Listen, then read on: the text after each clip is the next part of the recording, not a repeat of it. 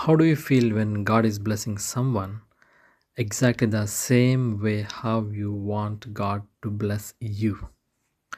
This is something we observe in Rachel's life. There is always a filter that makes another person's grass look greener. Sometimes we might find people who are more popular, more wiser, richer, or have a better job, better home, or a better lifestyle, and they haven't suffered a great tragedy. And we might think that they have everything what you wanted to have in your life. So Rachel had this experience, and we can see how much anguish she was going through and how much desperately she was waiting to be blessed by God. And finally, she said, "Give me children or I will die." She was introduced as a cherished wife of Jacob, loved more than her sister Leah. Yet, despite being loved, she suffers profoundly from barrenness. Her story reminds us that being loved does not exempt a person from pain. In her desperation, Rachel gives her servant Bilhah to Jacob to bear children on behalf of.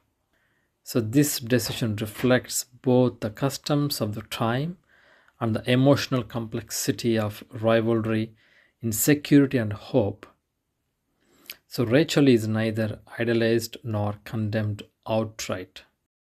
She is portrayed realistically, acting from longing, comparison, and desire for significance. When God finally opens her womb and she gives birth to Joseph, her response acknowledges divine intervention.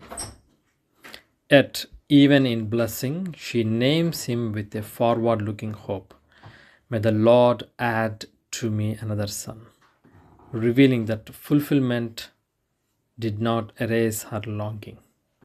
Rachel's story is a meditation on longing for love, for children, and for security, and for divine favor. She embodied both faith and frailty.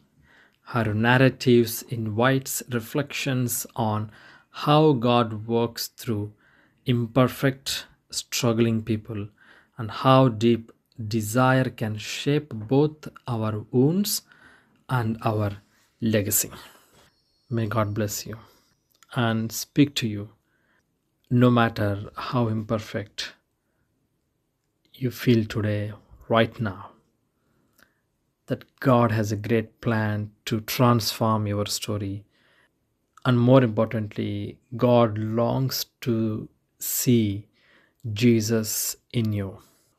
So let's come to God and seek His favor and forgiveness, because He loves you deeply, so much so that He gave His only begotten Son, Jesus Christ.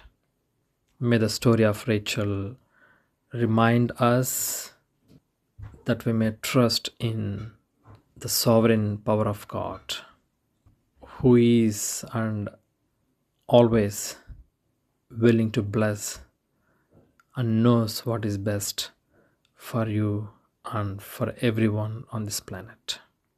Amen.